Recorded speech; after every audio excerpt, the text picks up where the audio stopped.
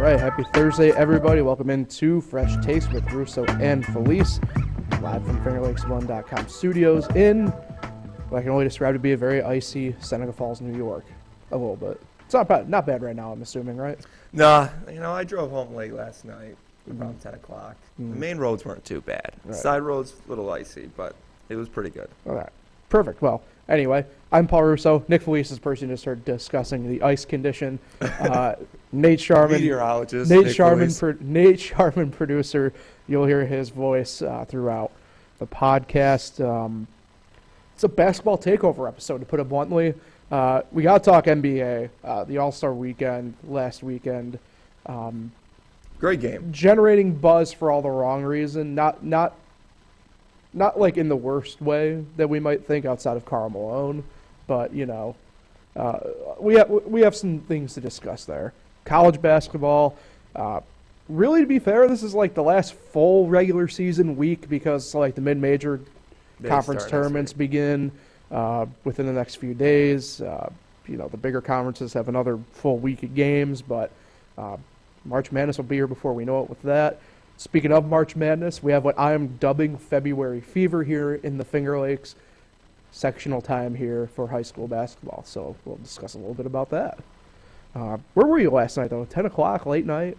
Just the office. Just at the office, watching some streams. Getting those games in? Yeah, getting those scores in. Pleasantly surprised, by the way, that all but really was a handful of games got in last night. Figured we might have saw some preemptive strikes come through. There's a lot more played that I Yeah. thought wouldn't play. But we've seen a couple upsets, But, Clyde Savannah, boys basketball, Yeah. shout out. 11, that 6-11 matchup, man, it's tough. You never know. Right. Yeah, you never know. So we'll wait. We'll table the rest of that, though, till the end because first, NBA All-Star Weekend. It used to be, honestly, probably my favorite All-Star weekend / days growing up because I don't know why. I think it was partially because like we would go down to Florida for the Daytona 500, and one of the things that we would always watch once we got back to wherever we were staying was TV was on, NBA All-Star Game was on, and it was awesome. We got to see Kobe, Shaq, right, Dirk, all the dudes, right? And I don't know what's kind of changed in that sense because, like, actually, I don't think much has changed in that sense. Let me rephrase. I think a lot of it actually has to do not so much with the All-Star Game because not much has changed there. I think the defense, yes, has become more lax, and that's something that we can kind of discuss maybe a little bit and everything like that. But I think it's the weekend as a whole now is a broader discussion, if you know what I mean. Like, I still like NBA Saturday, NBA All-Star Weekend Saturday, but the weird fascination with getting the dunk contest or three-point contest, quote-unquote, back to where it was weirds me out in a way. I don't know. I don't know how you feel. But I do want to save part of that until once I hear, I guess, your response. I like the Friday night, the celebrity game. Right. I like. It's a bet I don't really consider Friday part of. I do consider it. It is bet, but I don't consider it in my discussion because like. So you're not going to consider the Sunday when no. the baseball All-Star? This is what I was about to bring up with that. So like the futures game for the MLB and what do they call it for the NBA? Like the Rising Stars game, and then the celebrity games that come along with it. They're in All-Star Weekend. I count them, but I don't like weight them the way I weight the skills competitions, NBA Saturday or Home Run Derby Monday for the MLB compared to then also the game as well the day afterwards. I like the Rising Stars way better than the All-Star game, especially this year. It was terrible. Yeah. Not to jump ahead, but that All-Star game, Right. half-court shots. Yeah. No defense, of course. Right. At least the Rising Stars has a little bit of defense. Well, because they have stuff that they're playing for there. Yes. Because the way they do it now, right, because you have like the G Leaguers out there, so I mean they're gunning for a contract. That G League team was terrible. But they're gunning for a contract, right? I mean, Yes. so like they're going out there because they're going to do it as like we're going to show you what we got. Quentin Grimes should have won MVP. That Paul Gasol team was just absolutely loaded. Not fair. Quentin Grimes had to lead his team. Giddey was good. Mobley. It was off his game. That Williams guy for the Thunder sucks. Which one? Which Jalen Williams? The one with the hair. Which Jalen Williams with hair? That's right. They have whatever one was on Quentin Grimes' team that night. He was terrible. But yeah, I like that. I like the Saturday. I wish it was like the old Saturday, Right. the one I used to watch every. I mean, I did watch this year's, but kind of lost the last Right. two because there's been a Nick in the dunk contest. There was a Nick in a three-point contest this year too. But I used to watch it a lot, every year when I was growing up, and I miss it back when it was the higher shooting stars. They used to have the event where it was the teams. Oh, right, yeah. Not the team I do miss skills that, yeah. challenge. Well, Skills Challenge, they I liked it switched back that when it was up, the too, individual skills Yeah. challenge. I was going to say, how did you feel about the team aspect of it? The Akatatumbo team should be banned from that competition. Featuring Drew Holiday. Well, like they're disappointed that they didn't score any points. Well, you got two Akatatumbos that were absolutely trash. And then you didn't have Greek Freak. At least he had a better shot of shooting some threes with Drew. But no, they were terrible. The rookie team, oh my God, I was hoping it would stop to watch them shoot the shots there. Yeah, none of them are shooters on that team. Like, none of them are No. like shooters. It was, They're scorers, but they aren't shooters. I like the idea of the competition, but that individual event was tough to watch. Right. Yeah, I miss the solo. I'm with you there. The 3-point contest, maybe too many points. You know, it's. So here's the thing don't with that. mind it, Here's the but- thing with that for me. It was, and this is where I think the dunk contest comes into this discussion as well, to a certain factor, but not quite, because I think the skill of shooting the three now is not as, I'd say, hard of a skill to get, to adapt or work on anymore, just because it's such a big part of the game. Like, I mean, obviously this is going like back to the first, right? But like Larry Bird was considered a three-point shooter, well, not considered a three-point shooter, but was considered a good three-point shooter, and he wouldn't even like hold a candle in today's game to what we see now, right? Like, and I'm not saying that'd be like Lauri Markkanen's a better player than Larry Bird, because he's not. Like, Larry Bird is better than Lauri Markkanen, but you know, in a three-point competition sense, right? So like, here are the three-point participants this year, if you don't know: Tyrese Halliburton, Tyler Hero, Buddy Hield, Kevin Huerter, Damian Lillard, Lauri Markkanen, Julius Randle, who was a sub-in, and Jason Tatum. Like, all those guys I've bet on this year, for example, for their three-point props. Hero was disappointing. I have a theory on that. Herder should give it up. He should never shoot a three. Kevin Huerter was also disappointed, and I have a working theory on that. I think it's because they don't want to be Salt Lake City fan people. They don't want the fans in Salt Lake City. Oh. If you're catching my drift. Mm-hmm. So, but like it was one of those things like back in the day. Like I remember, and like I might be getting some guys confused, right? But even like it was cool watching like Dirk in the 3-point contest, because we know Dirk could shoot threes and stuff like that. But like he wasn't like, that wasn't his bread and butter. Like the back in the day, as you mentioned, right, a little bit, like it was cooler having it then, because like you didn't necessarily need to make all 30 points the perfect game, the perfect round, to even have like a chance at tying to move on. It was one of those like, oh, you made 20, cool, like might have to go to the shootout, like, you know, like, and that's just like, I guess, how evolution kind of works. But like it kind of takes away, right, I'd say maybe the thrill of it, coming down to like, you have one shot, 1 second, like, let's see what you can do. I'm so happy they got rid of the two shooting at a time, though. I did not like They only it. did that the one time, though. I hated watching that. That was a terrible idea. I didn't mind it. I don't know, but Not maybe as bad as John Wall winning the dunk contest. Only went dunking once. So this is the one that I do want to talk about maybe the most out of the group, is the dunk contest. So the guys this year were Jericho Sims, who, by the way, in my opinion, got robbed.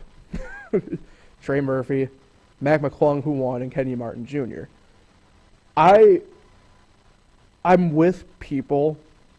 There's nothing I would love more than seeing, and obviously this first play, right, if he was healthy, right, but there's nothing I'd love more than, say, of Zion Williamson, LeBron,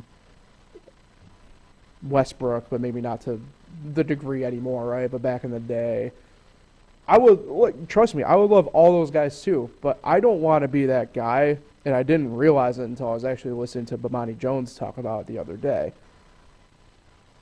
The dunk contest has never been about the superstars of the league. Sure, Michael Jordan participated, but he participated in like 2, and the last one he participated in was 1988, right? Like, that's, 3 seasons before their first title, I think? It's like any of them. Blake Griffin. Right. Like, they did it, like, if they're going to do it, you're going to do it in your first couple of years, and after that, you're not going to risk the quote-unquote injury happening, potentially, right? So to that end, I think it's a bit unfair to say the dunk contest is dead because these guys don't want to do it. Like, they're not going to do it in year 6 or 7 anymore, like, at that point, right? They'll do it like year 1 or 2 or 3, even like we see, some of these guys like Kenny Martin's not a rookie anymore, neither is Trey Murphy. Jericho Sims. I think this is technically his rookie year, right? Second year. Okay. Nate, appreciate you coming in for the help there on that one, because I didn't know if they counted his play time last year as a year, but and then you have Mac McClung, who G Leaguer all year this year, and I know he's with the Sixers now. He signed a 10-day, but it's like, what are we doing here kind of type thing.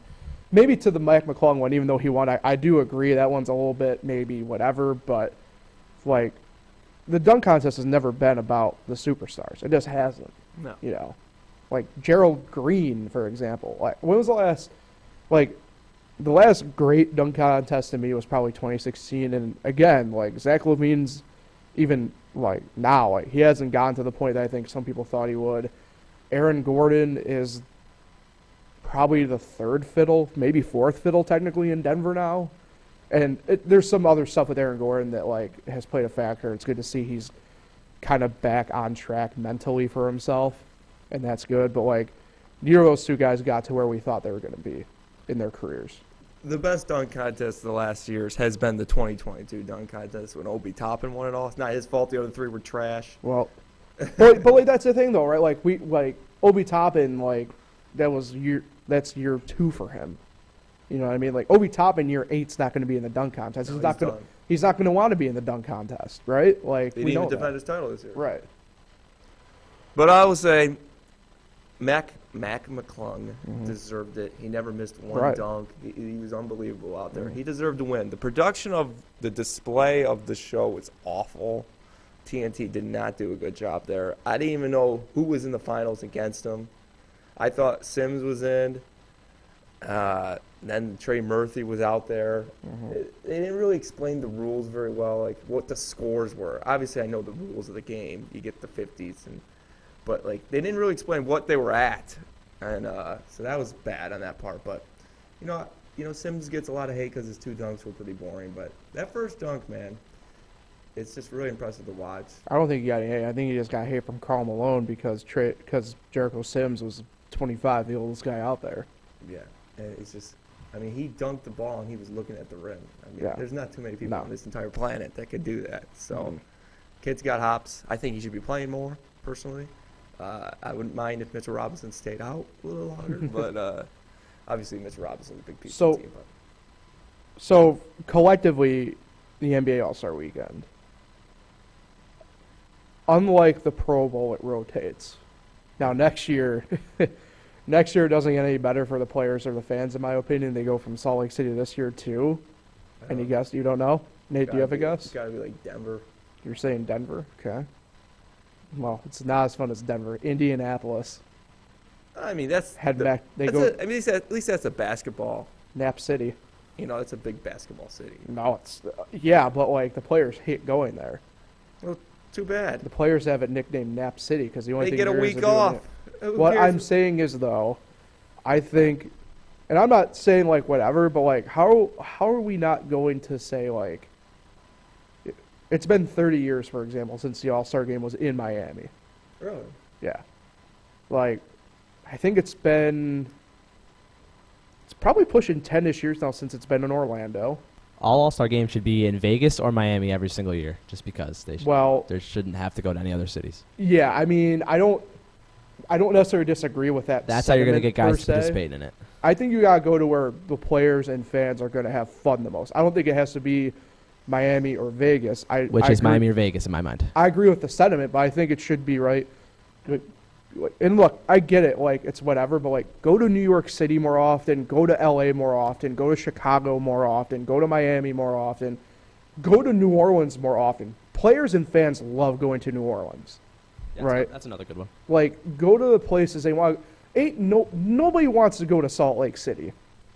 Like, I hear the bars close at midnight. they close there. at 9 or whatever. Like, and look, I get it. It's state law, but they have a poor understanding of separation from church and state in Utah. And like the only players I've ever heard that enjoy Utah are the two guys that I think are the most horrid NBA players, or two of the most horrid NBA person players of all time, in John Stockton and Karl Malone. Like, and it's not knock. I'm sure Utah's great. I actually want to go to Utah and explore it because I find No, you don't. well, they have two places I'd love to go to: the Red Rocks of Utah and Bonneville Salt Flats. Utah is absolutely beautiful Yeah. landscape. Like, I want to go there for that purpose. I don't want to go there for they ain't got no light. You want to know what their nightlife is? Going to the McDonald's drive-thru and finding out if the ice cream machine's working or not. Like what was it? Like Shaq and Charles Barkley were talking about how they've never eaten more freaking room service in their lives than they have this past weekend because there's just nothing to do. Like, they can't. All-Star Weekend, no matter the sport, is an event, right? It's not an actual game. It's the event of it. Mm-hmm. And so for me, if the NBA continues down the path that they're on with this, it's going to turn into the Pro Bowl. I don't think it's at the Pro Bowl yet, only because people are still kind of tuning in for the NBA All-Star Game. I know numbers were down, but like streaming numbers were up on it. So it's like there's got to be, the medium there is probably somewhere like roughly where it has been. But like, I don't think they can have a couple more displays of like this past weekend happen before we enter that territory of, I guess we just have a bunch of one-on-one games and see what happens. I think if Utah doesn't have the history that they have, they would have moved that franchise by now. I mean, I don't think history makes a difference overall in that sense. What saves Pretty you, historic franchise. what saves Utah is Utah's a sneaky good basketball state. BYU is always competitive. I think Utah was like one of the first like NCAA champions like recognized in the 40s, I think. And so like, I mean, it's there. I mean, that's why they're called. So like, the Jazz originated in New Orleans. They were New Orleans Jazz the first, we'll call decade of their life, even though I think it was technically 8 years. And then they moved to Utah. And they've been at or near sellout numbers like pretty much their whole existence post 1985. Like, but again, I think that just goes back to like there just isn't anything to do. Like, what are you gonna do? I don't know. Well, Yeah. what are your thoughts on the game? I mean, it's hard not to expect a score of 184 to 175 in that sense. I mean, this is where I do think it's kind of like Pro Bowl already in a way where it's like I did think it was cool, and this is where I do like what the NBA has done the past few years of having the captain idea and picking teams and stuff like that, because I thought it was really cool seeing Jaylen Brown and Jason Tatum go one-on-one against each other for a couple possessions. And was I a fan of this launching the half-court shots? No. But, I mean, like I said, at that point, it's more about the event, right? I mean, you're trying to have fun. You're trying to be whatever about it. I think it'd be one thing if they were doing that and there was, like, actually, like, say, home court advantage on the line in the playoffs or, like, the conference title winner or something like that. But we don't have that anymore. So, I don't know. I would, like you said, I would prefer if they did play some sort of defense, but it's the NBA. We usually don't see much defense from half the league anyway, so I don't know what you want to do. A game of knockout. Have all 20. Ooh, that would be kind of cool on, like, Saturday you're talking about? Nope, or Sunday. you Get rid wanna of the do it game. Sunday? Okay. Get rid of the game. I'll get rid of the game just to knockout. Just a Half-court knockout? 20 people, full game of knockout from half court. It's wild. Half-court knockout. The game is the worst. I did not watch the flag football game this year. I think I was working. but I'd rather watch that than an NBA All-Star game. I don't know about that. Was it bad? Flag football. I mean, I thought it was all right, but like usually the Pro Bowl, I'm not like making sure I watch any of it. Usually the NBA All-Star game, I'm still like kind of wanting to watch it. By far, the MLB All-Star game is the best. And it's not even close. Well, I mean, it's hard to. Baseball's the one sport where it's inherently out of the big four. It's harder to, I think, not give anything in that sense. You know what I mean? Like it's gonna be obvious, and it's not gonna look good if you just let a ground ball go through or something like that. You know what I mean? Like, it's kind of hard as a pitcher not to say. I'll say this. I don't think pitchers are necessarily going 100% anymore in the All-Star game, but it would be very obvious very fast if they didn't throw at least, say, like 90% in the All-Star game. You know what I mean? Like, if we're used to seeing Max Scherzer, say, touch 100, and if he's only out there pumping at 88, like, either his arm is shot and he shouldn't be in the game for the sake of his own health at that point, or he's just, like, not caring and lets him do it out there. When they used to be home field advantage for the World Series. Those Yeah. games were intense. Yeah, but I like the fact they kind of went away from that. It's very stupid. Yeah. That was a thing. Yeah. All right, let's go over to college hoops. We haven't talked about it in a couple of weeks, but like we said, the regular season here, we're in the final days of it, final 10-ish days, really, nine or 8. When we were discussing a few weeks ago, we were talking about how, and I still, in my opinion, don't know if there's exactly a true favorite, but within the past couple weeks, to me, we do have some teams now finally kind of, I'd say at least taking charge, if you will, at the front of the pack with these teams. So it's interesting. And there's a lot of other stuff in college basketball. We'll discuss that at a different point here in a couple minutes. But, I'm looking at the KenPom stuff right now. And a couple teams that we discussed already this year, right? Like Purdue's there at 4, but I don't trust Purdue. Like, look, they're 24-4, but like they have done an awful job of covering as of late. If you want to look at it from that sense, and that usually is You something. get one team that has a big man that can stop Edie. Yeah. And Purdue's not shooting well. They're going to be gone. Right. Like Tennessee, KenPom has them at 6. They have not looked good the past couple weeks. No. UConn's at 5. They've had a better couple weeks, but man, there were some points there in January where you were kind of wondering about them. And then after that, it's kind of just like the same kind of group of teams that we were like, I don't know about them, right? Kansas, Texas, Arizona. St. Mary's is in that pack. I find St. Mary's fascinating, to be quite honest with you. I've seen them played out a few different times as part of the West Coast After Dark Brigade. Not to spoil my dad's picks, but he is high on St. Mary's. Yeah, I am as well. I think it's because not a lot of people know about them, even though they're that high up now at this point. But the 3 teams at the top of KenPom are Houston at 1, UCLA at 2, and Alabama at 3. UCLA, out of the 3, I'm not as high on, but I can't say I'm exactly high in Alabama either.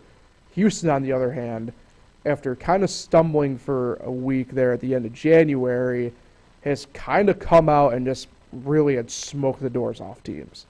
And I think that's big right now. We talk about it in college. We even talk about it in high school, that if you need to be playing your best ball this time of year, and Houston appears to be doing that.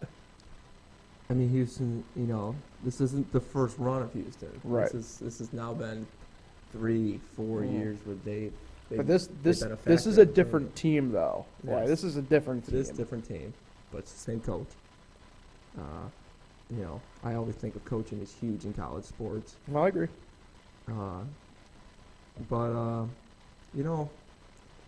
It's just hard for me to pick them to win it all. I don't know if they have it in them to win it all. I mean, it's tough to predict someone to win 6 straight games at a certain time. Some teams, you saw Virginia get crushed by Boston College.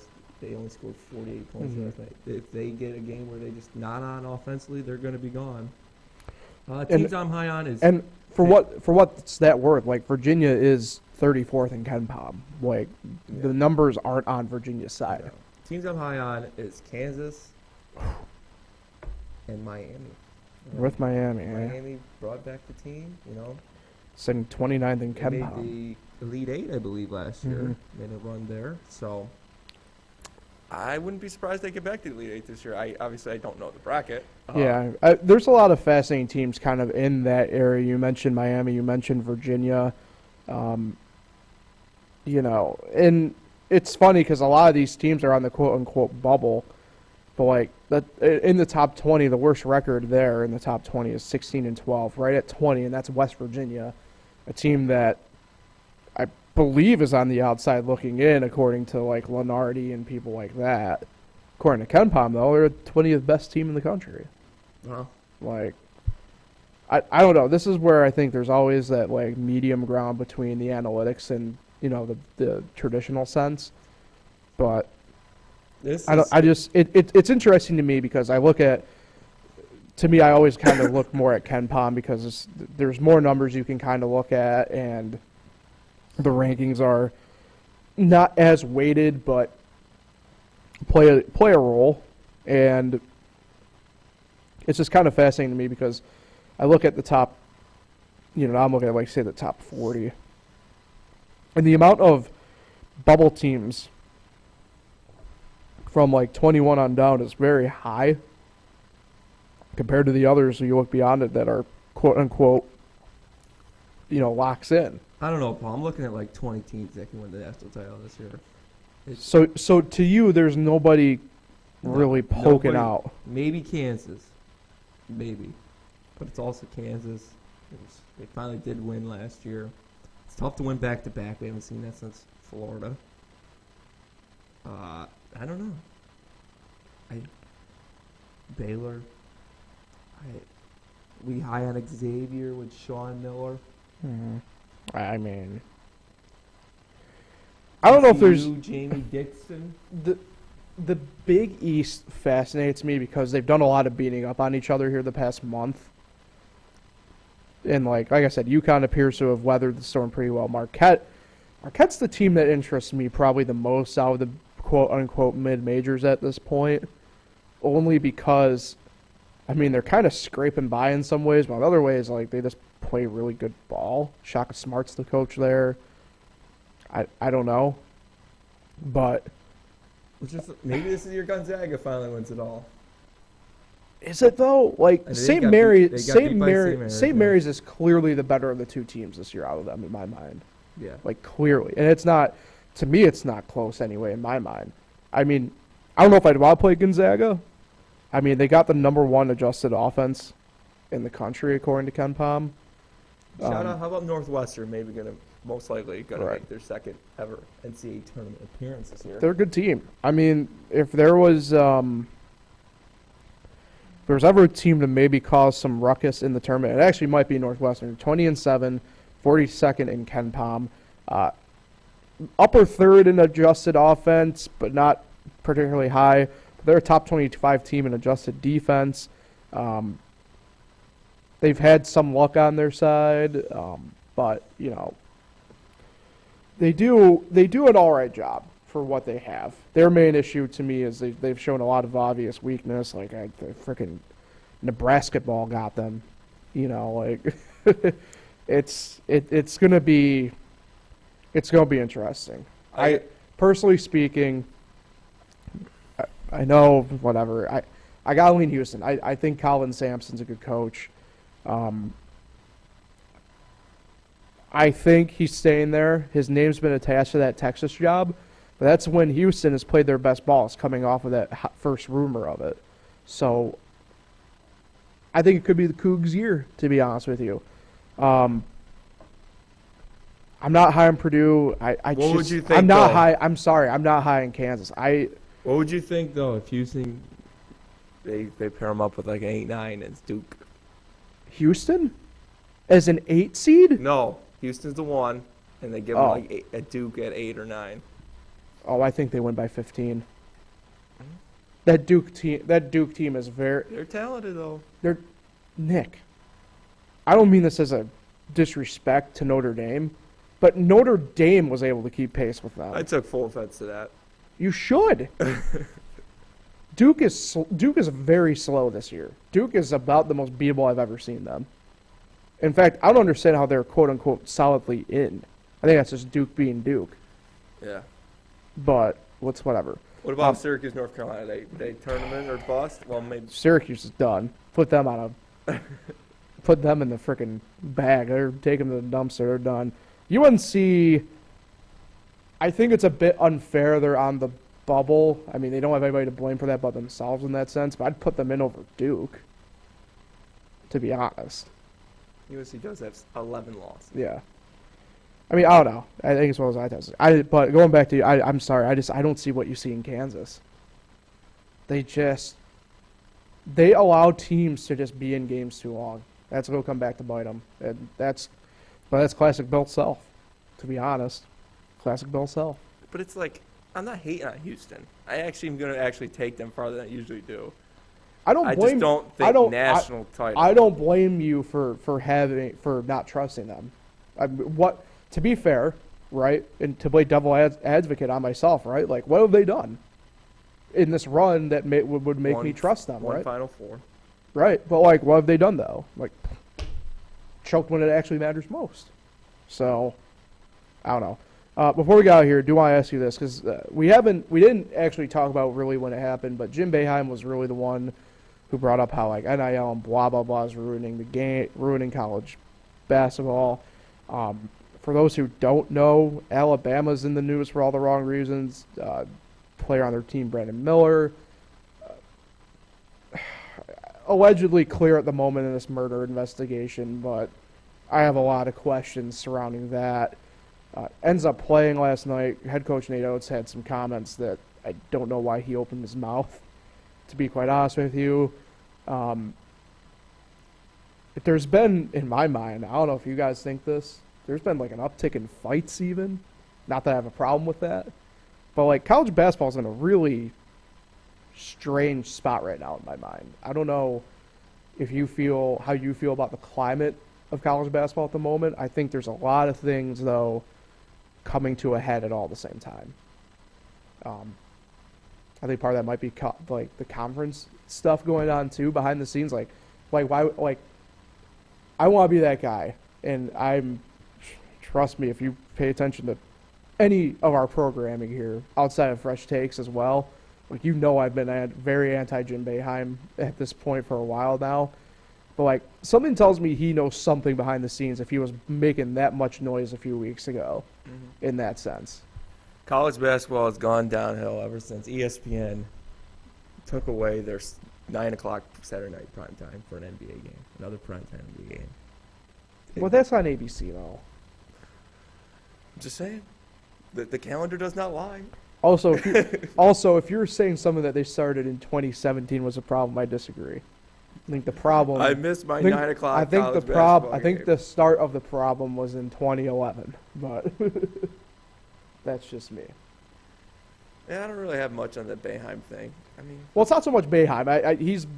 He is going to have to be he's going to have to be the mascot for it because he's the one who decided to open up his mouth and wrongly go after two schools in that he shouldn't have, Also, he also went after Mike Bray. Didn't go after Mike Bray, but yeah, hold me back. hold on. But he's like they're chased like when he's more or less said like they chased Mike Bray. That's not true. Mike Bray does want to coach again. It's just that he's kind of taking a step back because I think he knows like he's probably taking Notre Dame as far as he can get him at this point anyway. I'd assume, right? Like, Yeah, I don't know. he's going somewhere else. He's going to try to win. And we lost a 4-star. Mm-hmm. Probably might go where he goes. I didn't know that. Yeah. Oh, what'd you make of those rumors though last week that he's returning next year? I don't know. That's not surprising. I mean, he's not that old. No. I think he definitely loves the coach still. Notre Dame just needs a new face. It's going to be some bad years coming up here. Could interest you in Digger Phelps getting his corpse back on the sideline. Yeah. I say we go out and get Rick Pitino.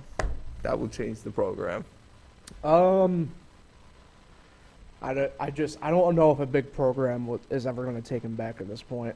Not that I don't think. Look, I don't know if I'd want him back at Syracuse, but like the man can coach, and if you're going to put full blame on him for everything that happened at Louisville, that's fine. There are a lot of people making the same moves within the program and out of the program. So You would take him. I probably would. If push came to shove, I would be about it. You know. It's just that I don't see a big time program taking him back, but I've been wrong. I mean, a big time program took back Hugh Freeze in football. What about Nate? Does he want Boeheim out? Oh, Yeah. unleash the beast. Go ahead, Nate. Yeah, but I don't want Rick Pitino. No, thank you. I don't Clear- want any part of that. Clear the lane. Clear the me? lane. Let Nate cook. Let's get an old coach out and bring another old coach in. Sounds like fun. Yeah, Paul. Really interested in that. Wait a second. No. Hold on. That wasn't me. You said you take Rick Pitino. I You mean, did say it. I would take Rick, but Nick was the one who said it. How old is Rick Pitino? Rick Pitino's got to be in the 70s too. Rick. Are you on the Jerry He's gotta, Mc? if he's not on this, if he's Rick not in the Pitino. 70s. Are you on the is- Jerry McNamara train? Yeah, I mean, I won't go. Rick Pitino was 70. Okay, yeah, I don't need another old person. I'm done with the. I just need a little bit of youth in there. I Whether think- that's Jerry McNamara, I mean, I don't necessarily want to I'll pretend to know pose the both X of and you O's. the but- question to this then, because I don't think they should go in house, at least at Syracuse at this point, They will, but which they shouldn't. I don't want them They to. definitely they will. definitely will. Most definitely. If they go Jerry McNamara, I might renounce my Syracuse fandom. I'm being honest. What about Mello? What if they bring? What Carmelo? about Buddy and Jimmy? What if they tandem coach the team? With Would you rather Gerard? have that? With, would you with rather Gerard? Would you rather have that or Jerry McNamara? Buddy, Jimmy, tandem. Joe With Girardi as Gerard. the assistant coach, or Jerry McNamara. I think I'm committing a felony. You become a Duke fan? What are you gonna do? Probably would just become a full-fledged Big East fan. I've been on a Big East kick. Let's go DePaul. I'd root for DePaul. I would do the very much so Is it because it name's Paul? in all your name? about me thing. I would Ah, become a there it is. DePaul Blue Demons fan full time. I'll allow it. DePaul DeRusso. Let's ride. Damn. Imagine that. The Boeheims took over. I think it's time, especially at a program like Syracuse, when Boeheim's gone. I don't think you can live in that shadow. You might as well just anymore. make Weitzman the coach. Oh, Jesus Christ, don't get me started. But that's actually one of my gripes. I think what's nice about Notre Dame is you don't have necessarily an in-house thing that you can pull from. In that sense, I think that's where, in all honesty, I think that's where Duke's going to go wrong by just rolling with John Shire. I think that's where. I don't think UNC is going to go quite wrong, but the Hubert Davis thing is very interesting because I think he's a great coach, to be honest. But you ask UNC fans, and it's very mixed reviews. Well, I mean, he's had 2 seasons, 2 mediocre regular seasons. Right. He did make it to the finals last year. Just a nice little run. Right. Other than that, he hasn't really done much as a head coach. Right. It's fascinating. It really is fascinating. So I don't know. That remains to be seen. That's probably a discussion for a podcast in a few weeks more than anything else. So Yeah. we'll find out. All right, before we get out here, let's spend a couple of minutes discussing high school hoops. Sectional time here in Section 5, locally here, especially in the Wayne Finger Lakes area for teams and leagues. Kind of going to work backwards here. Looking back at the regular season, did you have anything? Because, hey, you're like us. I mean, you're over at the Finger Lakes Times, and you're on the road at least once a week usually. Was there any fun memories for you or anything that stood out for you from the games that you saw this year, in your opinion? The Waterloo Palmat girls basketball game, even though I was completely under the weather that day. You were a zombie. Physically or mentally, I don't really remember it, but physically I was there and I remember it, and it was a great game. We do have video evidence. Of I you think being it's there. what Waterloo needed for this postseason run was Okay. to suffer a loss like that. Interesting. I think there's a really good chance that the 2 teams will meet again Yeah. next weekend. This was a fun year, and I don't know if it's just because this is the first full normal season we've had now in a couple years. But it was also a season of surprises. Like I certain teams did better than I think a lot of people thought. I'll talk about them a ton, but like South Seneca boys, for example. South Seneca Romulus. Depending upon what website you're looking at, sure. I don't think they were necessarily a combined unit in that sense, but Give Mikey Kaufman his I school's do. credit. I do. But like they only never mind. But they were a nice surprise. And I'm looking forward. I think we're trying to go down to that game tomorrow, actually. for that game. But and like the Finger Lakes East on both sides ended up being super competitive, boys and girls, for example. Wayne County girls was really exciting to keep an eye on all year, kind of being like a four-headed beast for the really bulk of about a month and a half. And that was fun to kind of keep an eye on. Yep. Finger Lakes West was competitive on both sides. I mean, obviously you mentioned South Seneca on the boys' side, but like girls, Dundee, Bradford, Bloomfield looked really good. Marcus Whitman girls as well. So the future's bright, I think, locally here. I think it's going to be interesting. That's a completely different discussion on a different platform about what numbers might look like kind of going forward with certain teams and stuff like that. But I don't see, if you were good this year, as an example, I don't see how you could necessarily be bad next year in a way. One thing I'll say about the Finger Lakes East, it was probably the most competitive That league was Definitely. since I've been following it the last 4 years. Really? Uh, Okay. Yeah, probably. Now I you mention think it like that, yeah. Penny Ann and Minders, they played last night. Penny Ann won. I think their records are very deceiving. You know, both 4 and 17. They're way better teams than 4 and 17 teams, just because of how tough that league was. You know, I think it was 14 of those games against that league. So they're definitely better than a 4 and 17 team. Both of that. You put them in any other league. Okay, maybe not any other league, maybe not the Monroe County leagues, but put them in the Finger Lakes West, you know, Wayne County. Yeah. I think Livingston County. I don't know about Wayne County, by the way. That one I- might be a bit of a jump. I think they could. They'd be middle of the pack instead of at the bottom. Where they were in Okay. the Finger Lakes. That I'd agree with. Yeah, I was about to say I don't think they're gonna. Lions is. They're very good. Yeah. You know, because they get a lot of hate for being in the Wayne County League because they don't, the competition's not as great there. But, they beat Geneva by double digits last week to close out the regular season. This is not the typical Lions team that we've seen in the past. So I think that they could get to back to that sectional title run that they had in 2020, that great 2020 postseason. They got chopped. Thanks, Rudy Gobert. Is there a bracket that kind of sticks out to you that you kind of have honed in on as being like, this could be a lot of fun? I think you alluded to it a little bit potentially. The Class but, B1 girls yeah. is pretty good. I'm intrigued by the Class B2 girls. See how far Minders can make a run. Yeah. Number 2 seed. Play Attica tomorrow. Yeah, I'm intrigued because they got a shot to win a sectional title. That and B1 boys as well. Very Oh good. yeah, B1 boys loaded.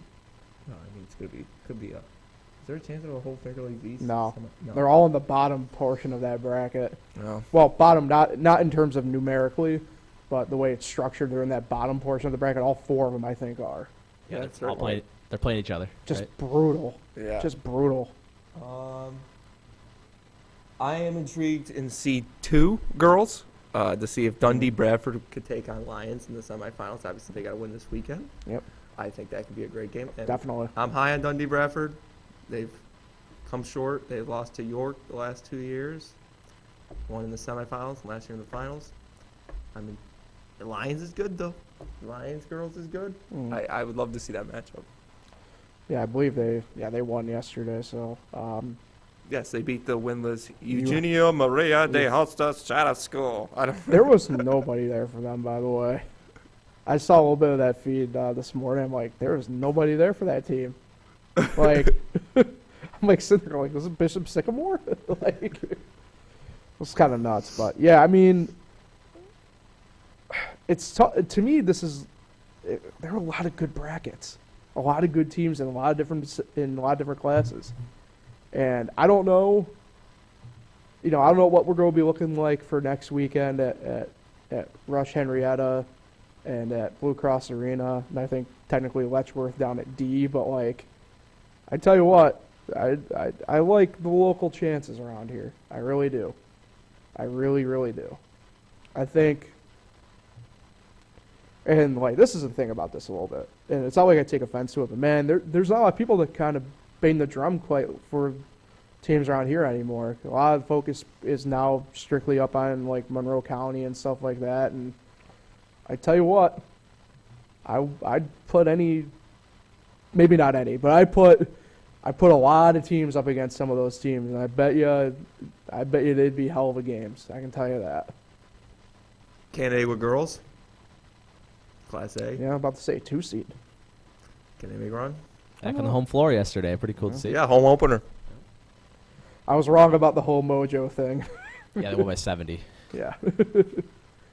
But what are you going to do? So, looking forward to the next 10 days of at least the sectional run to get the brick, to get the block. What's it technically? What are people calling it now? Brick, block, trophy? Like, When I was in school, it was a brick. the brick? I think it's a block. Or patch, know. maybe? Well, patches is what the players get, but like, I don't know. I feel like I remember brick. I don't But I went to school like 20 or 30 years ago, so. What it feels like anyway. Is that what your niece tell you this morning? So my 26th birthday told me, Paul. Whoa, what was that? We just had a ghost come through the building, apparently. Something fell. Everybody good? Everybody good? Is I the see. studio audience good? Oh, I see what fell. The monopod over in the far. Welcome to live production, everybody. The studio audience, are you all right? Everybody good over there? All right. So that will take care of Fresh Takes today. Appreciate everybody for tuning in. Nick, who you shouting out today? Oh, man. Do you have anybody? I do not. Wow.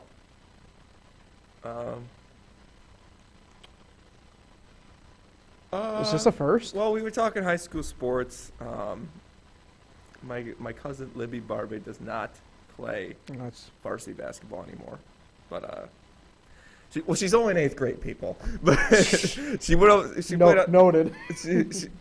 she played on Romeo's varsity last year. She got dropped back to JVs this year or whatever they modified.